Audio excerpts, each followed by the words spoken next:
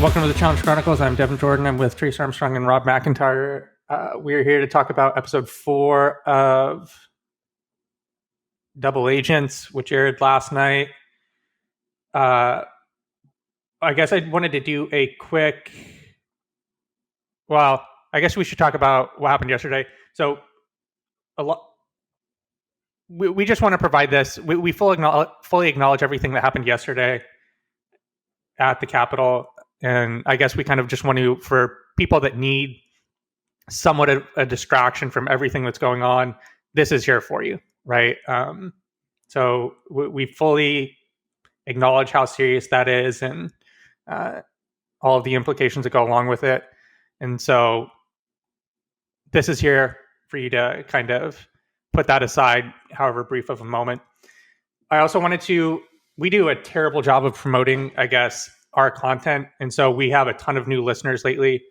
And we do this at the end of the podcast, and we should probably do it at the start every once in a while. And so I wanted to do it now. You can subscribe to us on iTunes, Spotify. For all the people that are watching us on Pat Mayo's YouTube channel, you can get us in audio form in pretty much wherever you listen to podcasts. You can buy any Challenge Chronicles merchandise that you want to at bigdubdiesel.com, dub with 2 Ds. And what else did I want to plug? Oh, a lot of people are probably unaware that how this podcast originally started is that we did recaps of old challenge seasons. So if there's an old challenge season that you wanted to hear commentary on, we have how many seasons at this point, Trace? Like close to 10. I think we're 10. The Island is the 16th season, and we started with season 5. Yeah, so 11. We don't count 11. Battle of the Sexes 1, though. We just need to forget that existed. Yeah, we might need to. Yeah, those can be pushed to the side. Those can definitely be skipped on the podcast ledger. We have 11 seasons of the challenge. That most of the seasons are 3 podcast episodes. Isn't it 12? Maybe, I don't know. Yeah, we have all the way through the Island. If we started at 5 and finished at 16, then it would be 12. Yeah, so we have 12 seasons of the challenge. Most of the episodes, or most of the seasons that we cover, we do 3 podcast episodes, and we break up the season of the challenge into chunks. And so that's there if you want to go back and listen to some old season that you haven't thought about in a while and hear what we think. And yeah, like Rob said, we have all the way through the Island. If you could leave us a rating and a review, that would be great. Yep, the contest is officially closed on iTunes. I'm in the process of gathering our reviews and choosing our winner based on a random draw. So next week, we will announce the winner of the free shirt. Okay. So housekeeping out of the way, which we rarely do. We do have a listener email. We'll do that towards the end of the show. But we also do that, I guess I should say, if you ever want to reach out to us and ask us what we're thinking about a specific subject, you can reach us at thechallengechronicles@gmail.com. And we do listener emails here and there. So with all of that being said, what did we think about episode 4 last night? Another solid to great episode, and so far they're batting 4 for 4 on this season. Yeah, I thought it was very good. I think the episodes this season have been really dense with content, if you know what I mean, very, very information heavy. And they've been a little bit more slow paced, which isn't necessarily a bad thing. It's just it seems like there's a lot to process with every scene compared to other seasons. I thought it was a good episode, except for the challenge, which may have been the worst challenge since Shirt Off My Back. It was pretty bad. Was absolutely terrible. Wasn't that bad? I thought it was pretty bad too. Oh my God, dude. I thought it was awful. So if they told me that they had to come up with this quickly and with a limited amount of resources just because of everything that was going on with COVID, I'd be like, okay, I'll give you guys a pass. But if they legitimately thought that this was a good idea, I'd be like, you guys are out of your mind. Well, it was really slow paced. It was exceptionally difficult. Only one pair was able to complete it. It's also just, again, continues the trend that I very much dislike of all these like made for TV missions that are there so they have like cool shots for the trailer, but just take so long and aren't even like skill based. Like it's not like we come out of this mission and we know, okay, who's a good competitor. We know who has some drone experience. That's about it. Totally. I will agree with you on that point. I think this tells us nothing about the competitors. Literally nothing. This is not a replicable skill set at all. Unless if drones come back for the final. Like, that's about it. No, we did learn one thing. We learned that Devin is good at memorizing things again. Because that code wasn't just like, okay, here's a number, plug it in. He had to remember 4 lines of numbers and then plug them in order. So once again, we saw that Devin has a really good memory on short-term stuff, like whether it was the light elimination against Johnny or this. Don't underestimate Devin in a puzzle or code situation.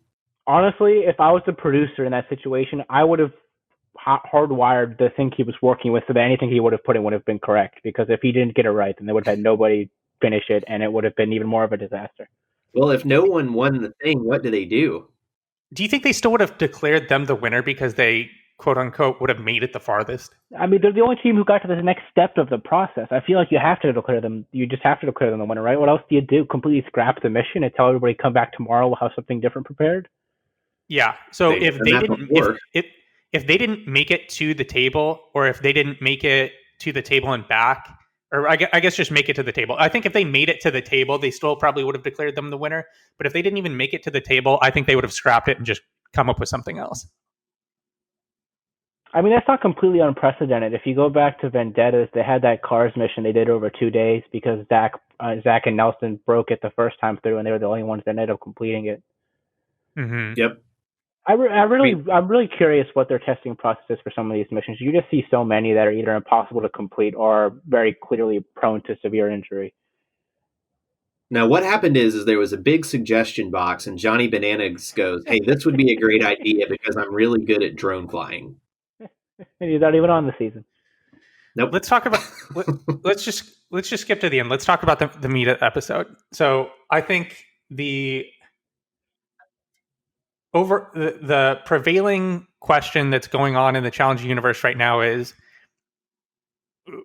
did Fessy make the right move, or what do we think of the, I guess, multiple moves that Fessy made last night? And I guess that's it. What do we think about what Fessy did?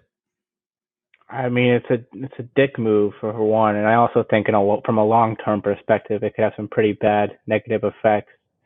I mean, in the short term, you see why, just because he gets his skull, and he then also gets the power of getting the partner he would want. But I mean, I think he like, has there been like a Red Wedding-esque backstabbing of as many allies as in that moment with Nelson, Corey, and Josh all furious at him? Yeah, I don't know. I think that's a good question, though. It has to be, right? I think we'd have to go back and think about it, but I think there probably is. So my take on it is that I think Nelson and Fessy can both feel justified in the way that they feel, right? I think Nelson can feel very upset and betrayed, and I think Fessy can feel justified in the move that he made. So I think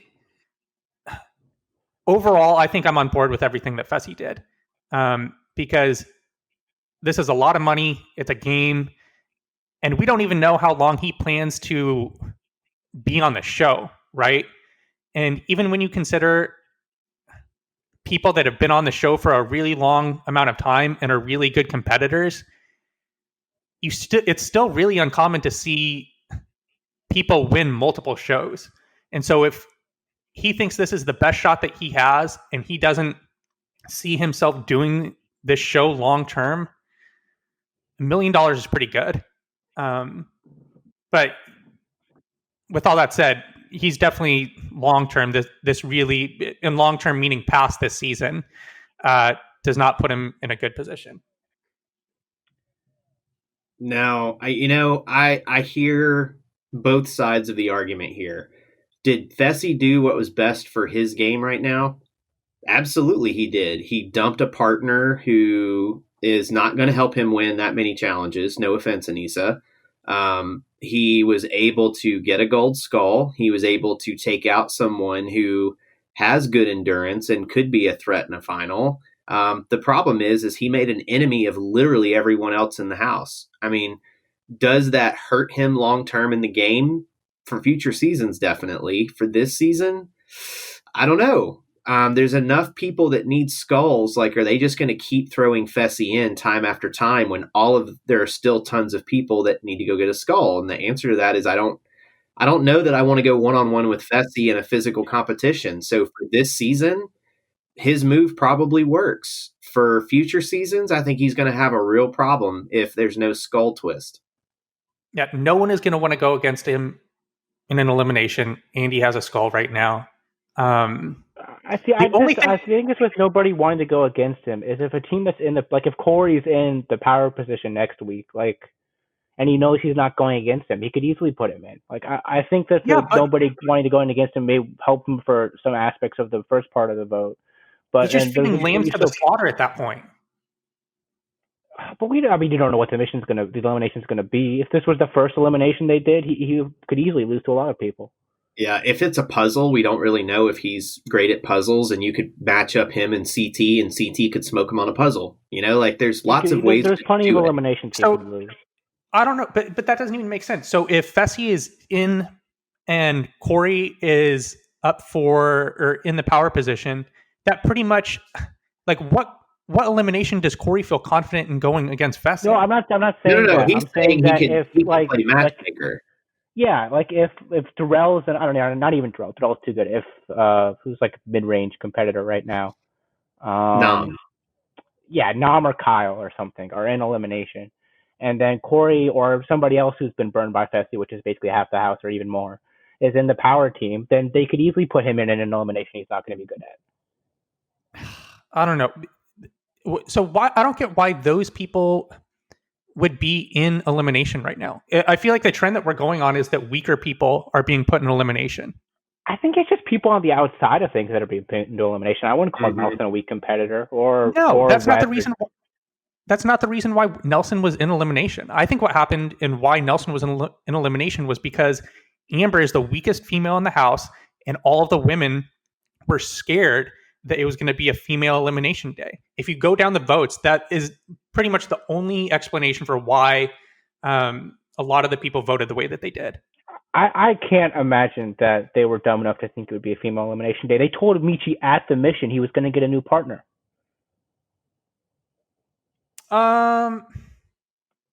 Yeah, but he doesn't know how he's going to get a new partner, though. How would he get a new partner if it was a female? Well, they don't necessarily. So they could have just told him that and not actually happen too. They very rarely just outright lie like that. I don't put much into that they told him that.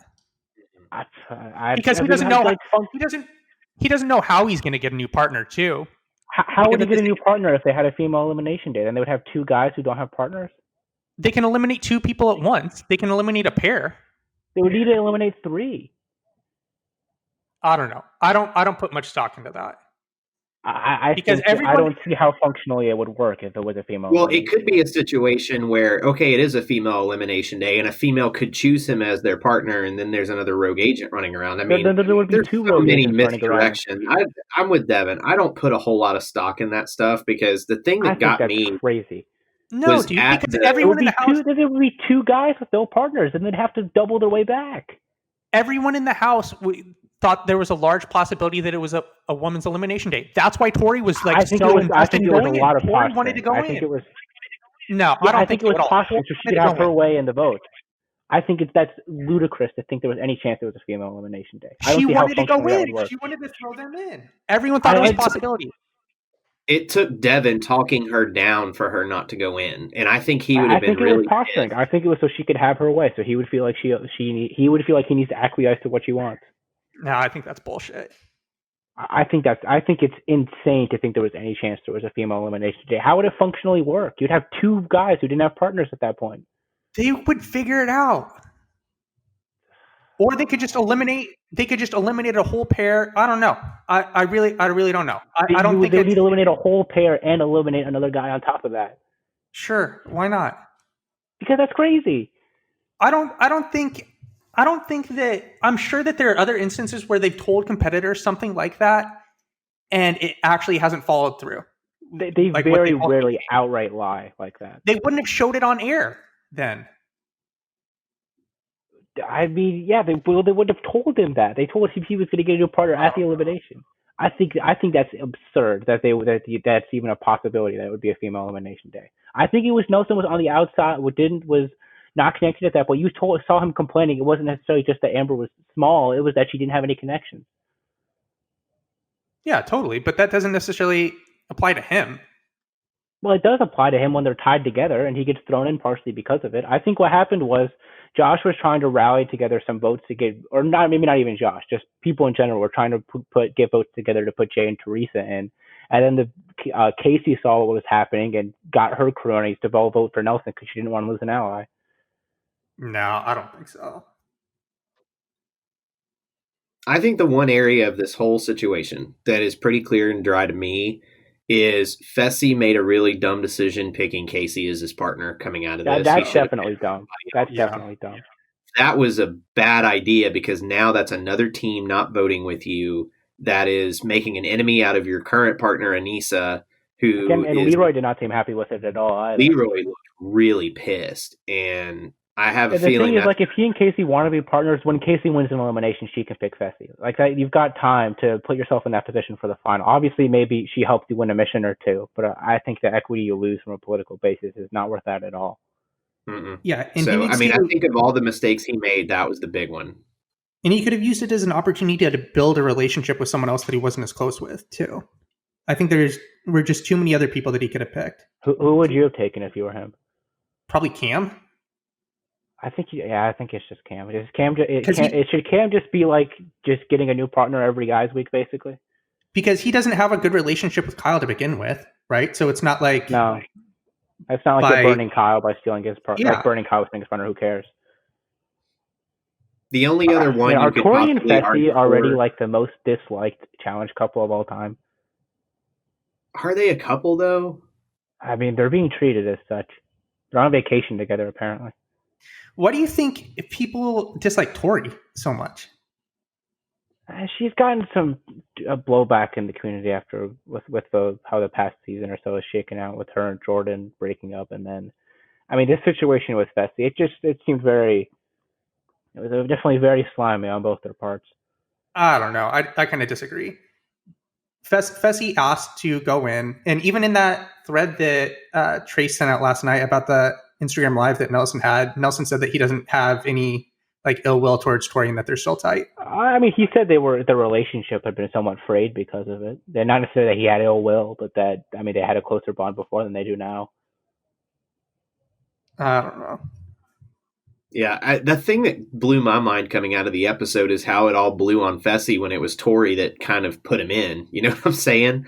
Like, everybody's like, oh, what deal does Fessy have with Tori now? And everybody's mad at Fessy. I'm like, Tori didn't have to put Fessy in. Tori could have picked anyone, and she chose him. But even just asking to be put in that circumstance, I think it would have garnered a lot of blowback. I think she will receive a little bit of consternation for that. Like, I don't think she's going to be regarded as blameless. I'm curious how, like, is this? I mean, Josh seemed very upset. Do you think this just fries the Big Brother alliance now too? I mean, they have I don't know. If you look at those notes from the Nelson Live, Josh on camera was all blustering about how he wanted to go in and stuff, but apparently behind the scenes before they went to the elimination, he was telling people like, nah, don't pick me. So I think that's all for the camera. The one thing I almost texted you guys last night is somebody needs to call the wambulance for Josh, because he is, I cannot stand him now. Like, I used to be like, okay, he's a fun character, blah. After last night, I'm just completely out on him. I don't know how anybody likes him. I don't know how he won Big Brother, because there's no way that him winning Big Brother for me. I kind of want to go back and rewatch that season just to see how that could have possibly occurred.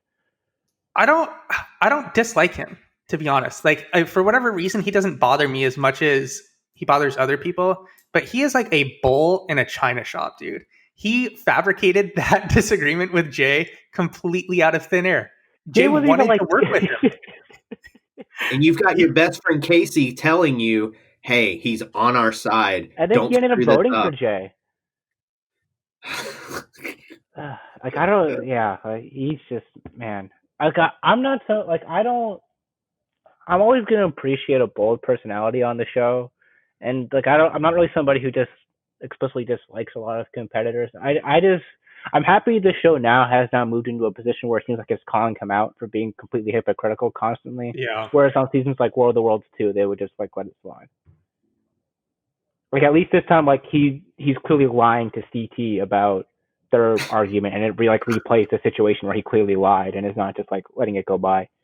Yeah, I think it just shows like you cannot trust Josh at all. Like you really, really, really should not trust Josh at all. Or Fessy evidently. Do we give like how? So what do we think happens here? Like, real quick, this vote was pretty close, wasn't it? So there were 12 people that voted for.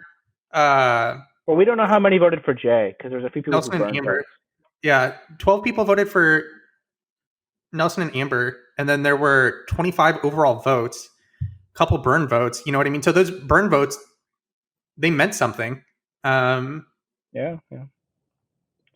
It's looking now like it was. Well, it's only the thing is, it's looking now like it was only 5 votes for Teresa and Jay. Who are the other ones for? It was just like random, like Anissa, Fessy, Cam, Kyle, burn votes. Yeah. Oh, on the Wikipedia, they actually have. Yeah, I'm looking at it now. They have all the votes, which is very helpful. How did they get them? I mean, they have a votes declassified that gets released after the episode where it has everybody and who they voted for. So they probably just get it from that. Is that on like MTV.com? Because I haven't heard of this. A lot of people just burned votes. Like Cam voted for Big T and CT. Yeah. Leo voted for Nani and Josh. I guess they were kind of on the block. How were Leo? I was gonna bring. How is Leo like not even brought up? Michi just flying under the radar on this because Michi, I don't know if you were allowed to vote for him because he didn't have a partner. He's a rogue agent, so you couldn't vote for him. Well, Leo, then how does he not get? Wouldn't everyone much rather go in against Leo and Gabby potentially than Jay and Teresa or Nelson and Amber? Doesn't that seem like? Well, I don't think that's the only. That's why I'm saying I don't think that's the only factor. I think they've done a pretty good job. It seems like they've done a relatively decent job integrating themselves, Leo and Gabby. I know that's what I mean, but we just haven't seen enough screen time with them to really know what they're doing yet. They do a terrible job of editing the show. Like we really have like no idea who's aligned with who. Pretty much, they do an awful job. I feel like every time the votes come out each week, it's like a complete surprise for some people the way that they voted.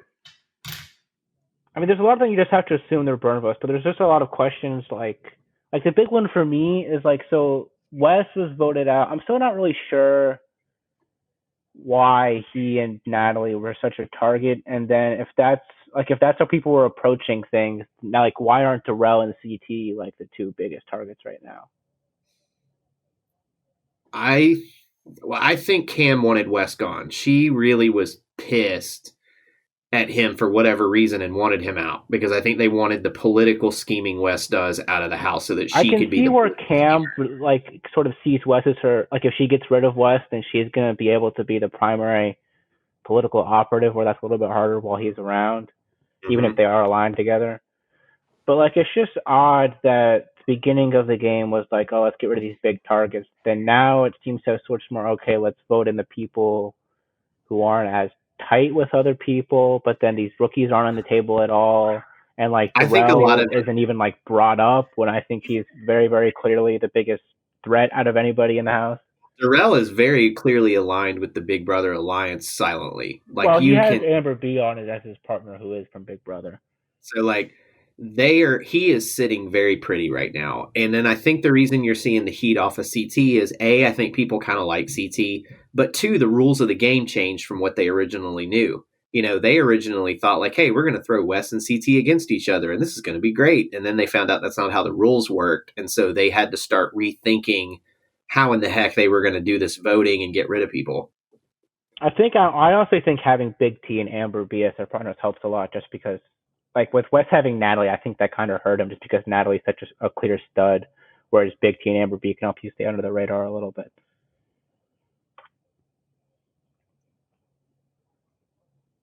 I think some of it may have been that at the beginning of the game, those are just the people that they wanted to get out. And I don't even know if it was necessarily that, or them being winners was just kind of a narrative that they could attach with it.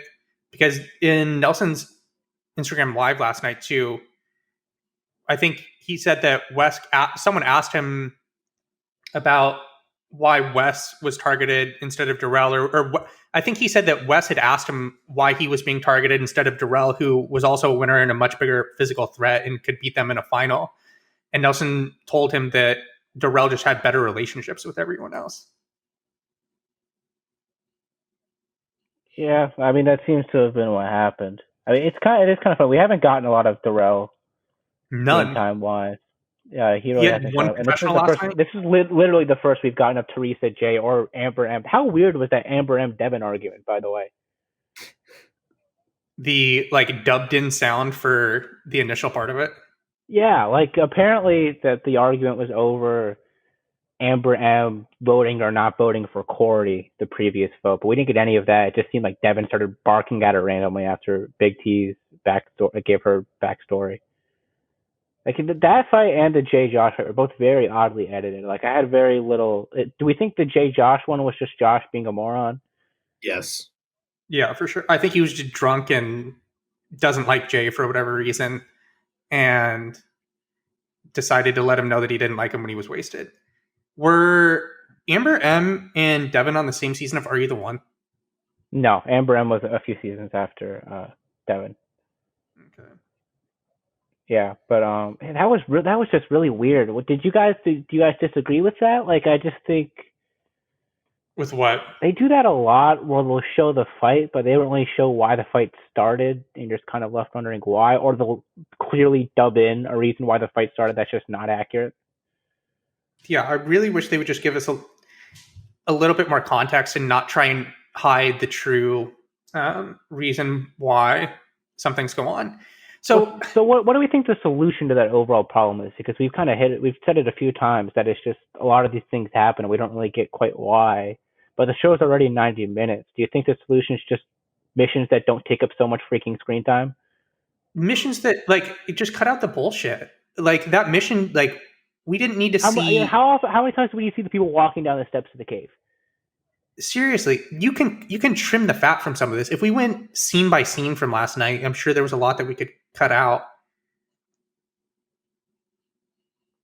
I think, like I said, the show has been very dense with just stuff happening, but even still, it's just difficult when we don't know why a lot of things are going on. It would have been nice real quick, it would have been nice for us to see the conversation that happened between Fessy and Tori too. And the answer could be that they just didn't catch it on camera, but that would have been in the walk up to the elimination, you do see Fessy say he wanted this one, and then Tori said it's Nelson, and he says he still wants it. Really? Yeah, they did. That was an episode. There were subtitles for that. Yeah, they're literally walking up, and Fessy and Tori were walking next to each other, and Fessy was like, I want it, and Tori goes, hey, it's Nelson, and he goes, I still want it. And she was like, okay. Yeah, because at this point, everyone in the house pretty much knows who's voted in by the house for the elimination, but they don't formally show everyone. So there is somewhat some uncertainty, right? Because the double agents could play it off by telling everyone in the house that the person that got voted in is actually different from who it really is. And so there is a little bit of... People would realize that pretty soon, but yeah, they could. They don't have to tell everybody. And the way that they show it, maybe it's a little bit different. The way they show it is pretty much right after the double agents go into that chamber to see the votes, then the lights go off and they're headed towards elimination. Yeah. I think one thing that... I'm just thinking about the editing here for a second.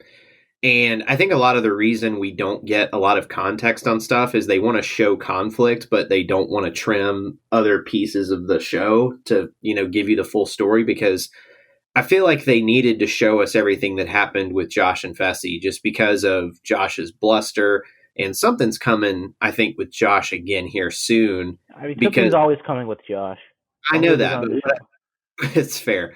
But my point behind saying that is like, they spend a lot of time showing him and the Jay thing, which was really pointless. Like, if they had cut that out of the show, it meant nothing. Like, it really didn't add to what happened throughout the plot of the episode. It really and then did. They keep showing Josh as the reaction shot to what Fessy did, which to me foreshadows that there's going to be a huge Josh meltdown in an episode or two that's going to play into some other strategy. So I'm really looking at kind of the bigger picture of how they edit the show. And the way they edit the show is they grab some storylines and then they try to shoehorn and edit around the storylines. It's never like Survivor where they try to form a story on the winner. With the challenge, they just take what they think are the strongest storylines of the season and find a way to weave editing around it.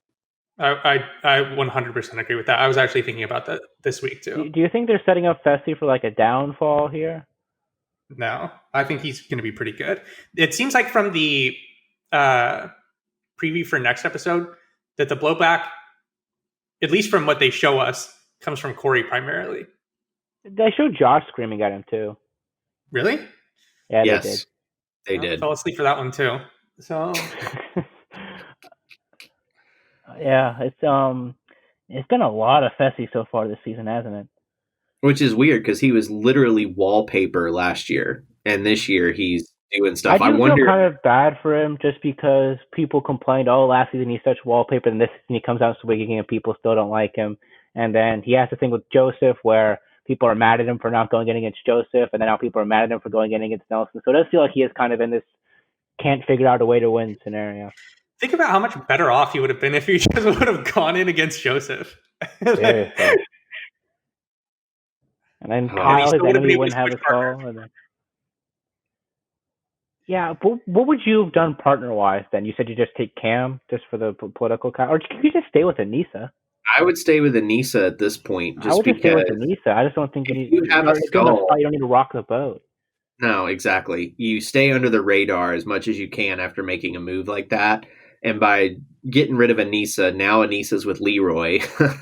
And that's bad news for him because now you've created a team of two people that don't have skulls and you've pissed off everybody.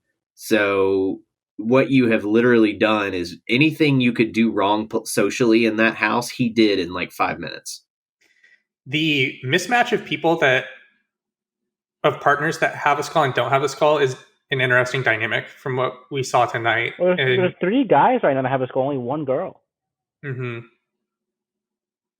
So I wonder, do we think all 10 people that have skulls will make... There's no way that all 10 people that have skulls will make the final, right? They definitely will trim some fat, don't you think? I think they could do all 10. They had 9 people in the final last season. Well, I think all 10 people... I think there will be 10 total skulls in the final. I just think we're going to get more episodes of people where all the skulls are gone, and we're going to have people have to go in and steal them, because last year we didn't get that because they threw Jay in, and then it just became, hey, you've got a skull, I don't have a skull, you can have it. I don't think we're going to get that this year. Well, I think that functionally, since they said there's only 10 skulls, I am very curious how that's going to be handled. I really think stealing the skulls is probably the most likely scenario. Yeah, there were 9 people last season that made the final. So yeah, it'll probably be all 10 people that have a skull. How is Fessy too flirting with Gabby in the club, and then he seems to trying to have something going on with Tori? Like, what do we think is going on with that whole situation? What do you mean? Well, he was hitting on Gabby in the club, but then they're also playing up this storyline between him and Tori. Well, what's also hilarious is he had a girlfriend back home during the entire film. Yeah, he was dating Haley from Big Brother apparently while the season was filming. I don't know. I don't put much into it because it's not like he can do anything with Tori because at this point in time she's engaged. He's just getting out there. It seemed like there was something going on between the two of them. You don't think there was anything going on? Well, they've manufactured romances many times in the past on the show. I don't know that there's anything going on yet. But people that are saying, oh, I can see it, I'm like, you really can't. There was an entire season of the challenge that was pre-Battle of the Seasons where Dan Setzler and Holly were shown to be like a romantic interest, and they were like, actually, she was trying to hook up with this other dude the whole trip, and we were just friends. So editing can do a lot here. I'm curious what her explanation would be then for why she put him in. Because it didn't even seem like Anissa, who she's tighter with than anybody in the house, really wanted to go in. I mean, if Fessy is going to be working for her to potentially help her with a skull. I don't really think it's that bad of a move because now that he's partners with Casey, I think there's a pretty good chance that they will win another mission at some point. I think that in that scenario, then Casey just takes a skull. Like that would require Casey not having one. No, that's true. That's a good point. There was a narrative gap that occurred that I'm still trying to wrap my head around because it seemed like they tried to show it as Tori was in better politically.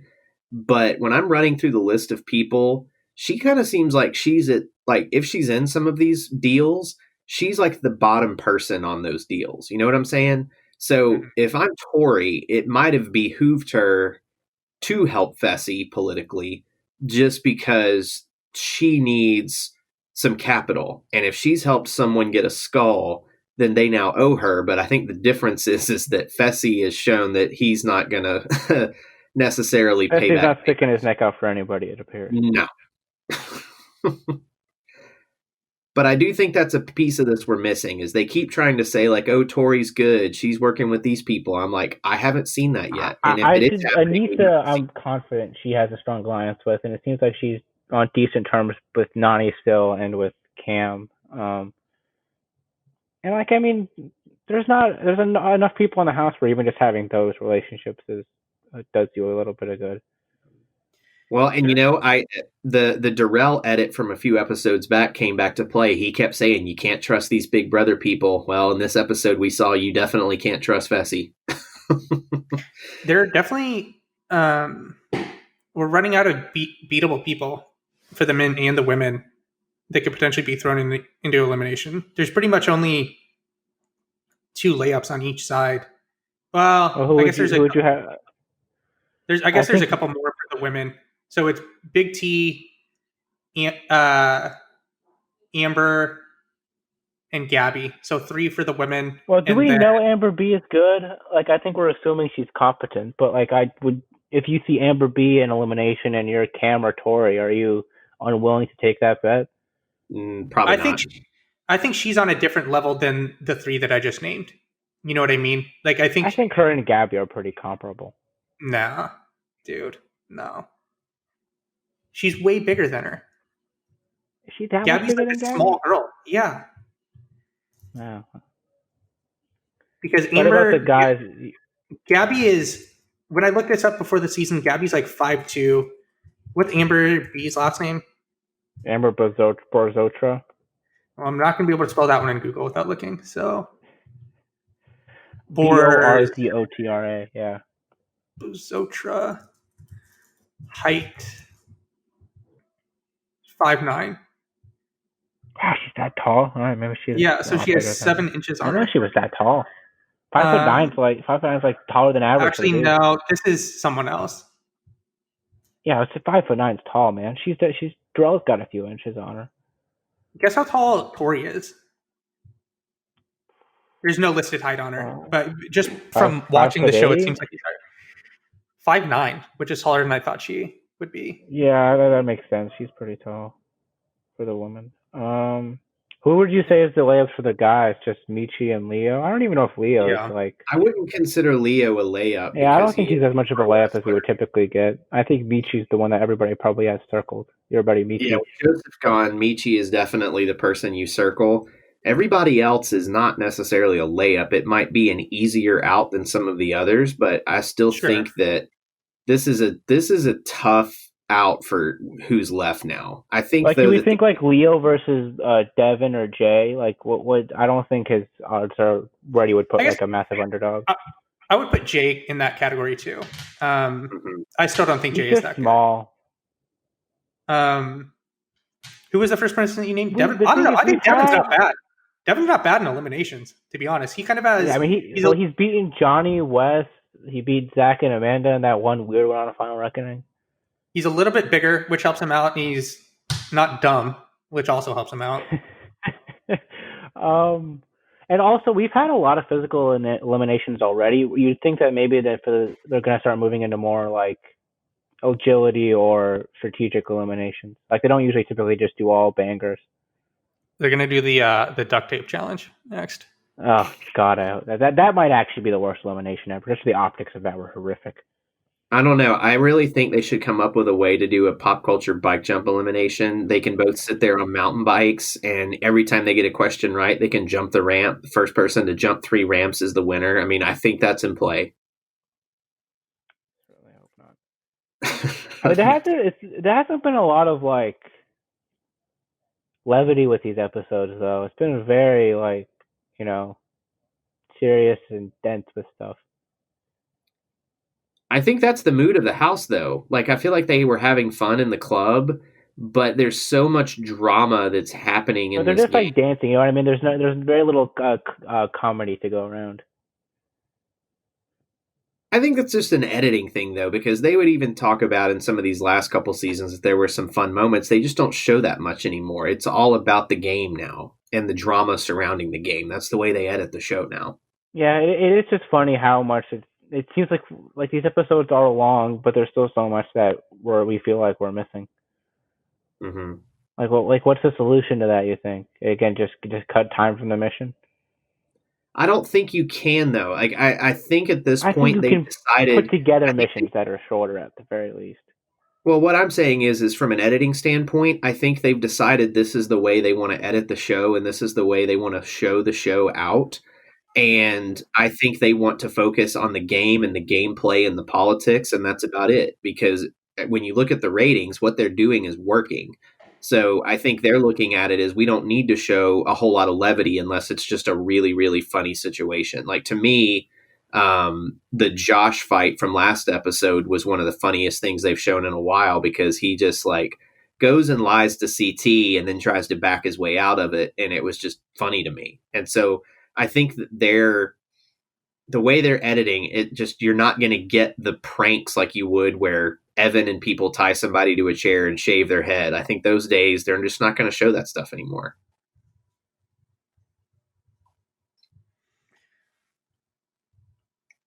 What else happened? I don't know how much we need to see from like when they're in the bubble at the bar. I feel like not much comes out of that. No, I mean, it's just like them dancing and then some tertiary conversations that probably would be better if we just saw like the longer version of it outside the bar. I wonder how much in runtime the mission from last night actually took. 15 minutes? I would have said I really dislike missions that they do in turns. Like, yeah, if it's just one or two pairs going at a time, it's becomes so redundant, and most of those missions aren't really that skill heavy, and it's just like it's not entertaining to watch, and it's just soaking up airtime we could be using for something else. I think that's really what they have to work around. Did they really even? So this is the thing. Did they really even need to show the confrontation between Devin and Nelson and Amber? Because that was like almost a misrepresentation. It was a misrepresentation of why Nelson and Amber actually got into elimination, when they could have just given us the full story of what actually happened and the conversations that we didn't see. Potentially, like you said, Casey could have been the one that wanted to throw them in and give us a better idea of what's going on in the house. I would prefer to see that if we need to. I would much rather cut the Josh J fight than that one. I think that one, at least, because Devin and Nelson, we had always been perceived as friends on the show. Like they came from the same. They actually did come from the same season of Are You the One? So they had always been, and in previous seasons they had been pretty close. So I think them having any sort of falling out is a lot more important than anything that happened with Josh and Jay. Because did we ever see anything that we can pinpoint and say Devin caused Nelson to go into elimination? You know what I mean? I don't think we can point to one conversation or multiple conversations that ultimately led to that.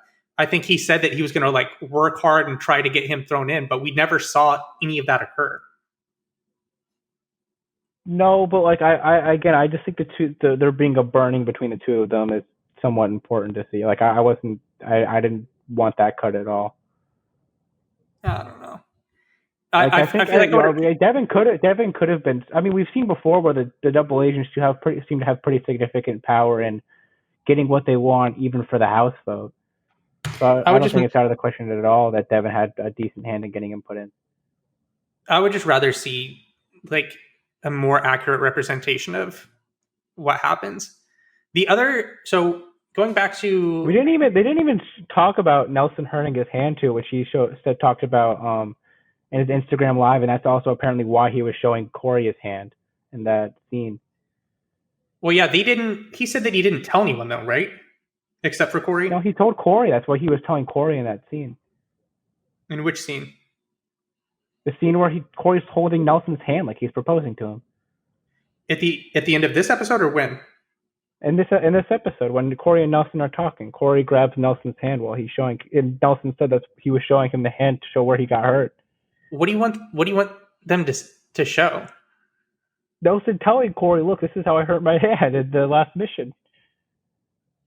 Oh, I don't know.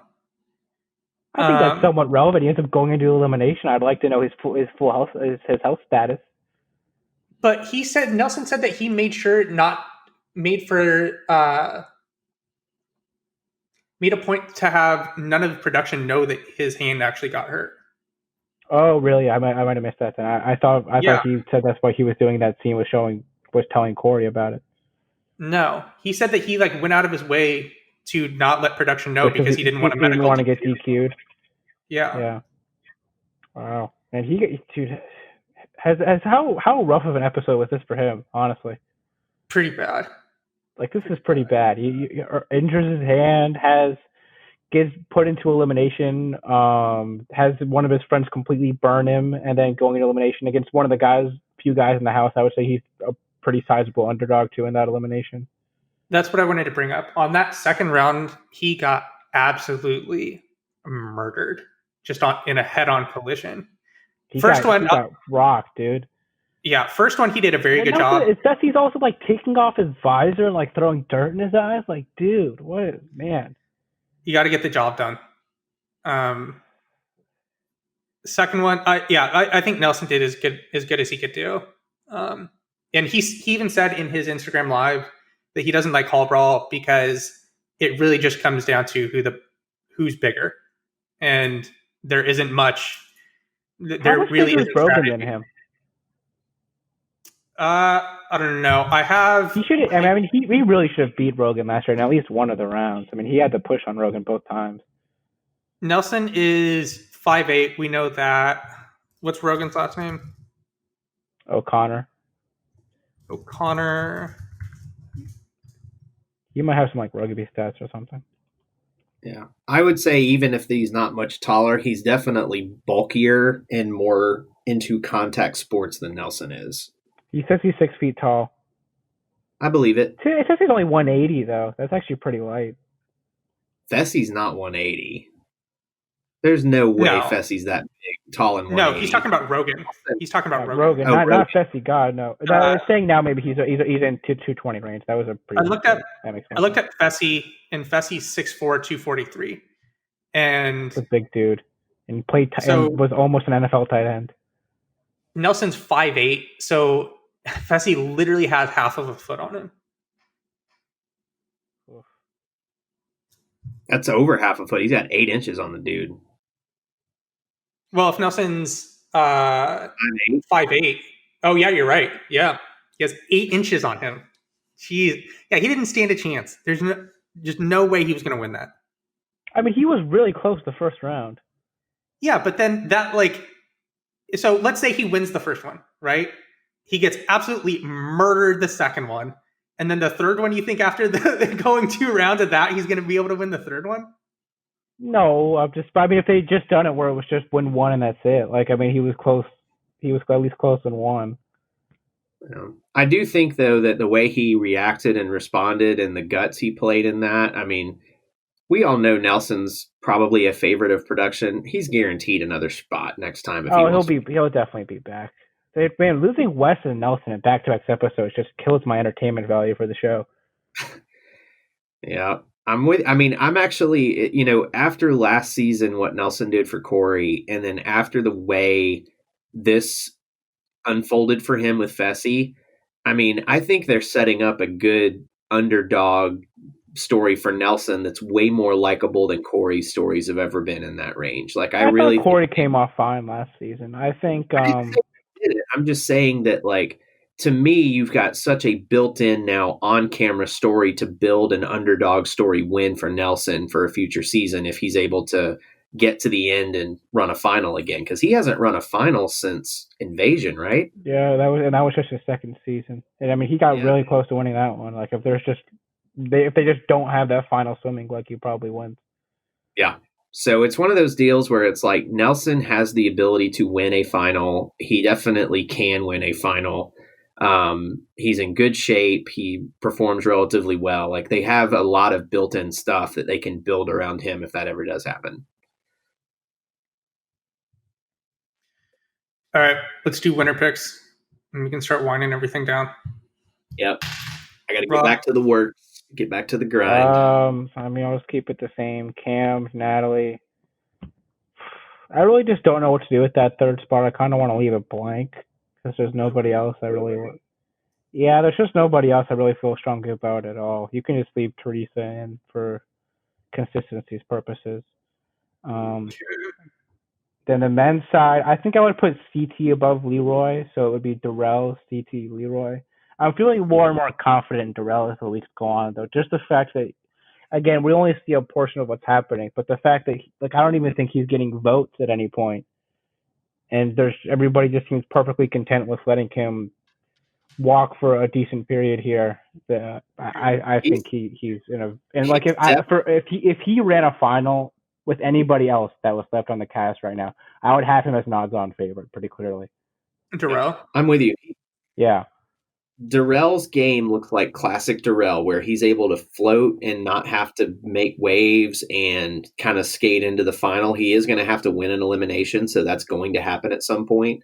But quite frankly, this looks like the Darrell game of old and not what we have seen, with unfortunately what happened to him on Dirty 30. And, with Invasion, the format of that game was wonky, where it was just going to be like he was going to have to go in anyway. But this really is looking like a more classic Darrell gameplay season than we have seen from him, because Fresh Meat 2 was the only time he wasn't able to float. He got ganged up on the moment he walked in the house. Yeah, I agree. The only issue is that a lot of these bigger guys could potentially have to start to go against each other if they want to get a key. How many keys do we have given out right now? 4? We've already had 3. We already have 3 men that have skulls. Yeah, so it's 3 men and 1 female. Potentially, there could only be 2 more men that get keys, but then I think we're all under the assumption that you'll be able to steal something's going to happen, yeah. It's either steal or you're going to have to throw in somebody with a skull to take it from them. That would honestly probably be preferable for the men, right? Because you would much rather throw in Devin, Kyle, or who else am I thinking? Not Fessy. Devin or Kyle, are they the only men that have a key right now? It's Devin, Kyle, Fessy, yep. Early on episode. Oh yeah, Devin or Kyle. You would much rather throw them in and potentially get a skull from them instead of CT having to go up against Corey. Well, I don't know. So I guess that's the option, right? So you could get a skull from getting it from one of those 2, and then there's going to be 2 more. So you can either get a skull from them potentially, or for the remaining 2, you can get it from Jay, Leo, Mechi, or Michi. So I guess there still are some easy ways that you're going to be able to get a skull. Really, it all just depends on who you are and what the setup is. Yeah, for me, I feel like if you are Leroy or you're CT, you really want to be the person that tries to go in and get a skull in the next 2 guys' cycles. I really do.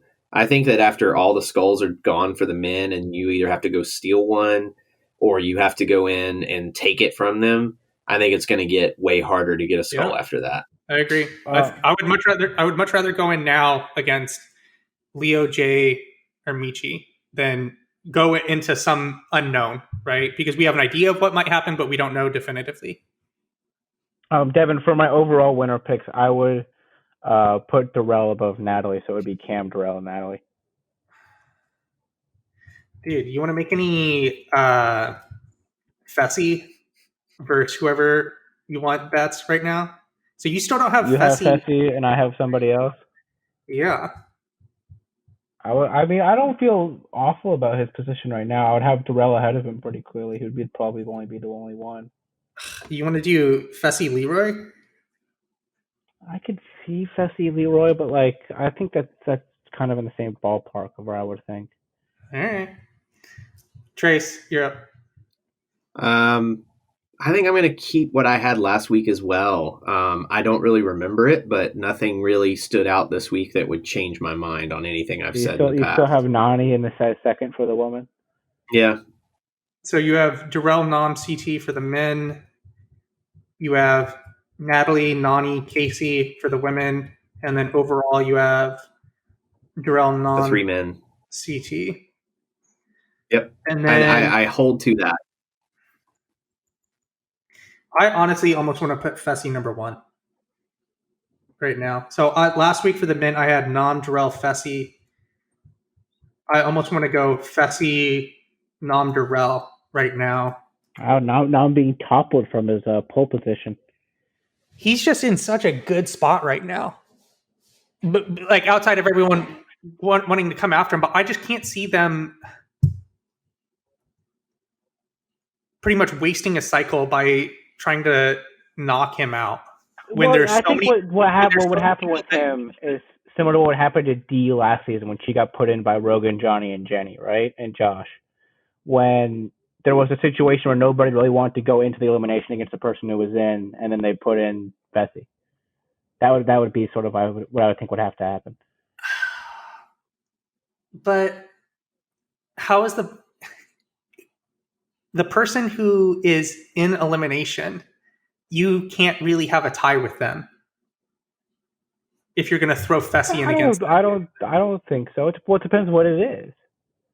If it's anything, what men, like how many men on this cast would you, in on average elimination, right, take them over Fessy?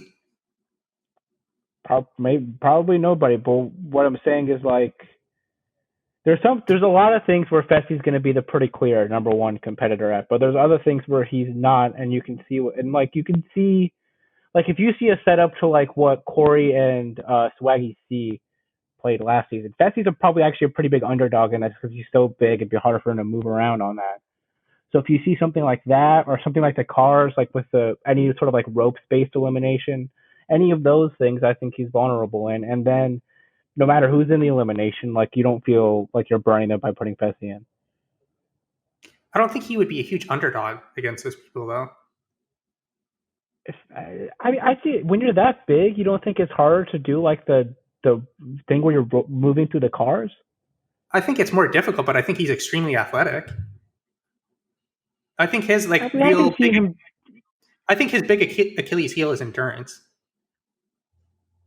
Yeah, but those guys are very endurance heavy too. Like we've seen plenty of even really good competitors like Laurel get wiped out when they're doing that type of elimination. I'm gonna go with him number 1. So I'm gonna go Fessy, Nom, Terrell. For the women, why did I have Natalie ahead of Casey last week? That didn't make any sense. You've had Natalie ahead of Casey the whole time, I thought. No, the week before, I had Casey number 2 every week except this. I had Lolo and Casey. I mean, Natalie has a skull, Casey doesn't. I'm still going to put Casey number 2. Maybe that was my thought process, but I'm going to put Casey number 2. And then Natalie. And then I'm going to go Fessy.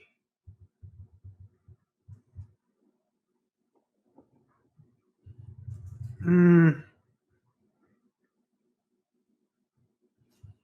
going to go Fessy,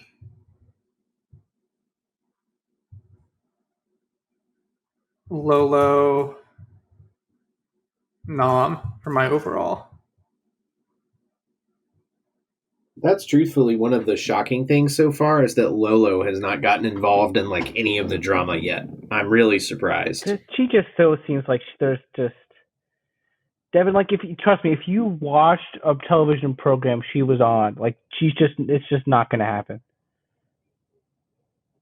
What do you mean? She just has no level of mental stability whatsoever.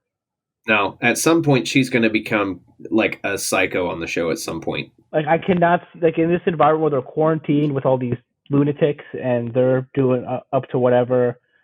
And, like, we haven't really seen her have to get involved politically at all. Like, I think once those things start to happen, I just can't, I can't see it with her. I shouldn't say that, because I can see why you would have her winning just because she's such an overwhelming athlete compared to everybody else on the show. Where somebody like Nam, I just don't even think for sure how much better of an athlete he is than everybody else. But I just can't, like, if you watch her like on Champs versus Pros or Big Brother, and those are shows where she didn't even like she won the athletic part of the show, but she just lost in everything else. I know she was a maniac on that too. I don't remember exactly where she finished. I'll look it up. So you don't think she learned from those experiences? No. Not if you saw the show. Because she didn't think she did anything wrong in any circumstance. She didn't come off like somebody who like knew they needed to improve. She came off like somebody who thought she would, this is just everybody else being terrible to me. I don't know. Well, I'm feeling pretty good about them now because they're in no way, shape, or form in any danger to this point. Not right now, no. But did we think Nelson was in any danger to this point before this episode? I'll be truthful. I did not. I thought Nelson was in a really good spot. Like, who do we think is in danger right now? Who do we say is on the outskirts right now? It's a good topic. For the men, Devin probably is the only one I could say because it seems like no one likes him, and so the moment they get an opportunity, I think Jay's fine. I would say Michi is probably in a bad spot because there were still how many people voted for Jay? There were still 5 people that voted for Jay. Randomly, Michi voted for Jay. Michi, Nelson, Josh, Corey voted for Jay, and Amber M, of course. So I don't know. Yeah, he's probably fine. Really, let's focus on the women for next week because at this point it seems most likely that they'll be the ones that are. You would expect that, yes. Yeah, certainly. Yeah, you'd assume that it's a Women's Day. I mean, Teresa didn't seem very pleased with where she was, so maybe the other side of that pair is who's in trouble. So do we think Gabby is... How are these rookies not like the ones on the chopping block, right? I think they will be. I think it's Amber M next week, or it's going to be Amber, not the Amber B. M Michi pairing does not seem like it should have significant political capital. To me, that would be the easiest team to throw into elimination next week, whether it's a guys or a female elimination. Like, I feel like that is the team you throw in if you want to skull right now. And so I feel like it's almost a mortal lock that it will be Michi and Amber M, because I also don't exactly see them winning the daily next week either. No. The only thing you would counter with that is maybe if it's a super strong female who's in the power, or somebody who's perceived as a super strong female in the power position that doesn't have a skull, so not Natalie, basically, then the rest of the house would be worried about just giving them a layup to take. That's a fair point. The way the stars align for next week, I feel like next week's going to be a pretty paint by numbers toss in for the elimination. Like, I just don't feel like on the female side, they have lots of options before they get into real conflict. And the move that would make the least waves in the entire house would be Amber M and Michi. Yeah. That seems like it would be the obvious one, wouldn't it? At least from what we know right now. We've had one vote where it's been who would, like, the rookie who you would perceive would be the obvious one who's gone. And every other time, it's been some veteran who's just on the outskirts of what's happening. Which makes me think that it'll be unlikely that it actually is them. Yeah, I think you'd have to put if you were setting the odds, you have to put them as the favorite, but it's like a minus 300 type or plus 300 type thing. Agreed. Cool. Do we have any other housekeeping? Yeah, let's do this listener email real quick. All right. This is from Chase. He says, "Hey guys, really enjoying the weekly recaps on Double Agents. Keep it up. Now on to episode 4. I really think tonight confirmed that Fessy's thought process is not long-term. He's making dumb moves and burning a lot of bridges. For his sake, I hope he wins Double Agents the next season he is on will have tons of heat. Also wonder what your quote of the episode is. Mine would be Amber M calling out Fessy's lack of game. And lastly, what do you all think for the college national championship? So I guess let's just do this one at a time. What did we think about Fessy's moves? I think we covered that. I think we've gone over that pretty thoroughly. Yeah. Second question, what do you think the quote of the episode is? There was a good one. I can't remember what it was. I kind of like Devin trying to play up his and Tori's.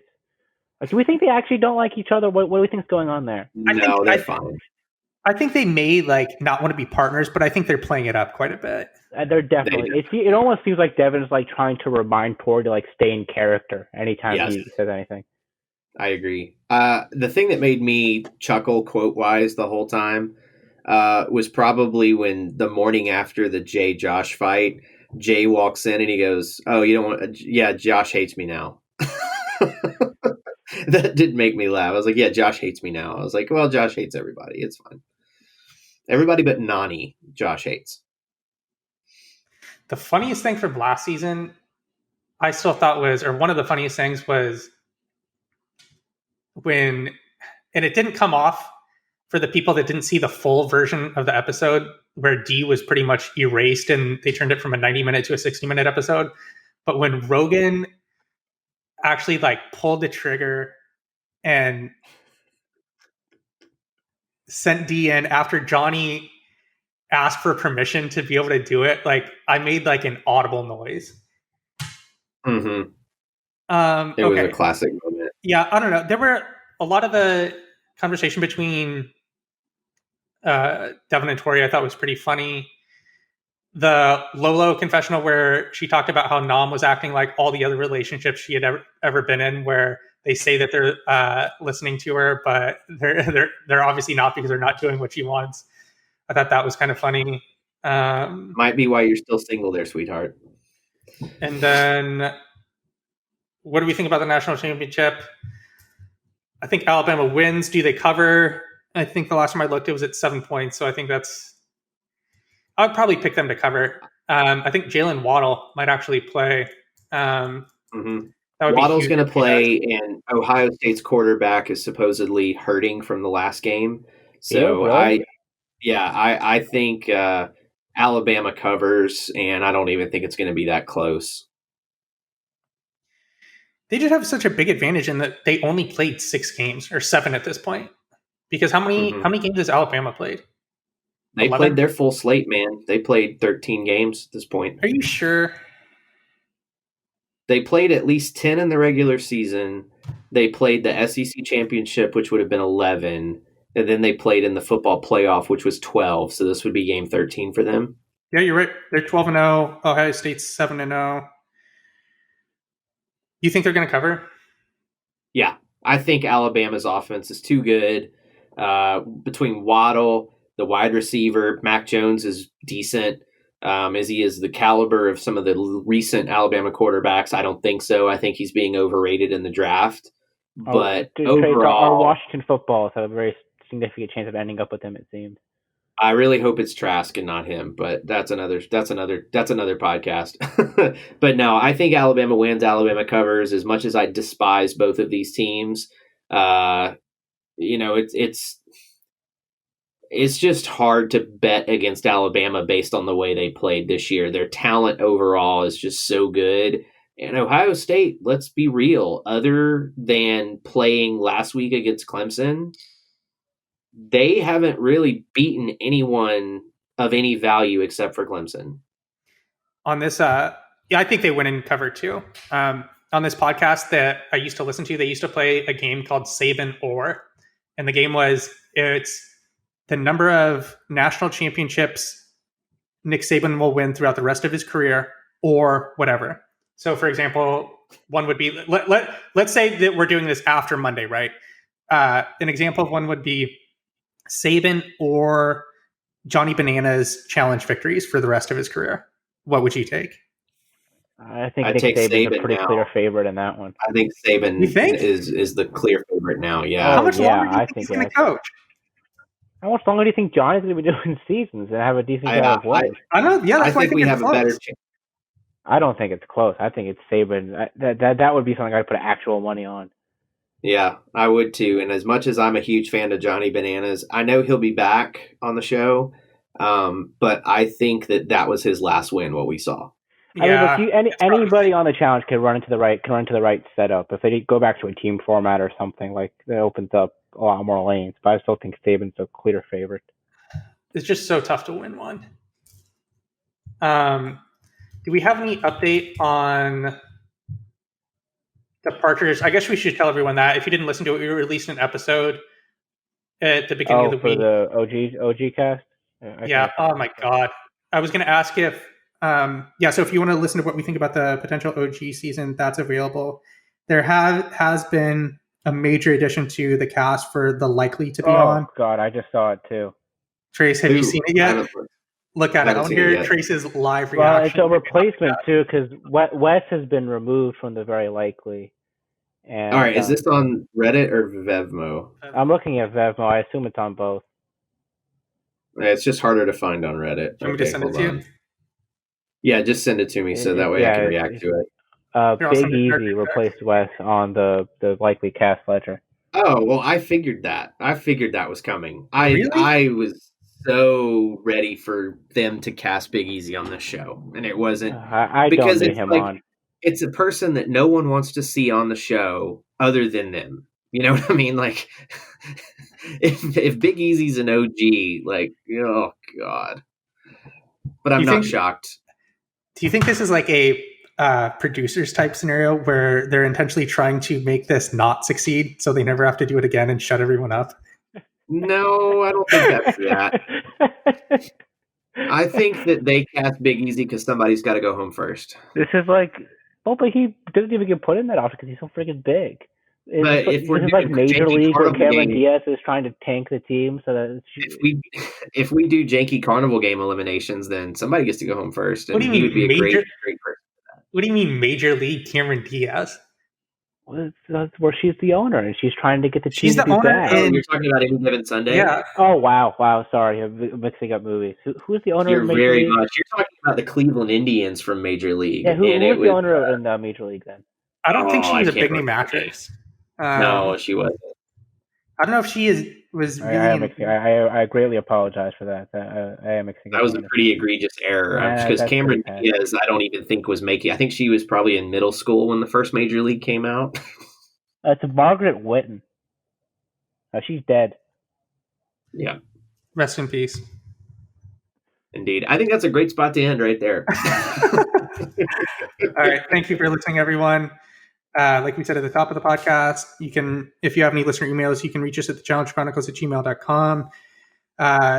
If you could leave a rating for us on iTunes, that'd be great. It helps people find the show. If you're listening to us on or watching us on Pat Mayo's YouTube channel, feel free to subscribe to us on iTunes and Spotify to be able to get us in podcast form. And we'll be back to talk to you again next week. I don't think we'll have another special episode before then, so it'll probably be next Wednesday or Thursday after episode 5. Talk to you then.